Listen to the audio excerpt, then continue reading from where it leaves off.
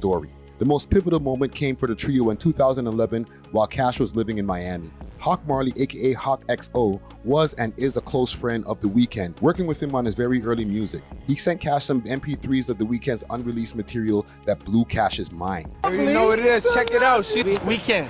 You don't know what's in store.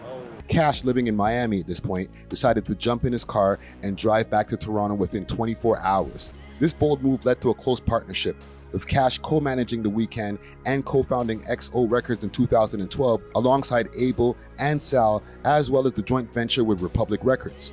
The XO in XO Records stands for ecstasy and oxycodone, reflecting on the dynamic and aesthetic influences of The Weeknd's early music, which often explores themes of drug use, nightlife, and emotional intensity.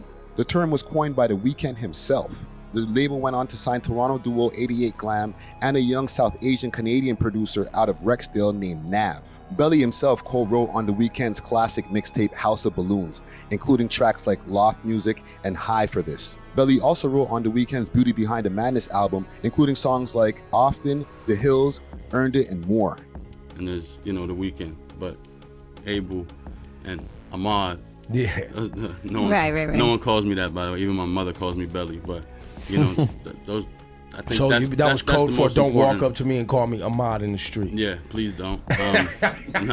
Especially in the airport, please don't. But I think that's what's more important. Like, Yeah. My friendship with him to me is more important than our working relationship. As much as we've accomplished and as much as we've done, I think that's the most important thing. Belly had found a second win with his new XO team, and the collaborations behind the scenes and in front of the scenes continued. Belly started popping back out with features with the scorching hot Weeknd, and if his haters were mad before, they were gonna bury themselves after this. In 2014, all of Belly's hard work got him on the radar of Jay-Z and Roc Nation. That project changed my life. Up for Days is what it came off of. That whole thing just changed my life.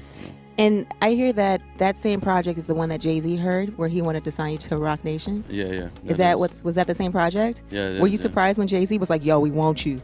Because that's Hove. Yeah, that's Hove, exactly. Honestly, I don't think the reaction would have been as crazy for me if it was somebody else. Yeah. But I idolized Jay my whole life, So for him to even listen, to even give it a shot, right? Let alone like it, let alone be have quotables that he liked from it, and I was just it's still mind-boggling to me. Hove is sitting across the table from me, about to mark my sheets and shit, so it was crazy that he chose those records. And then eventually,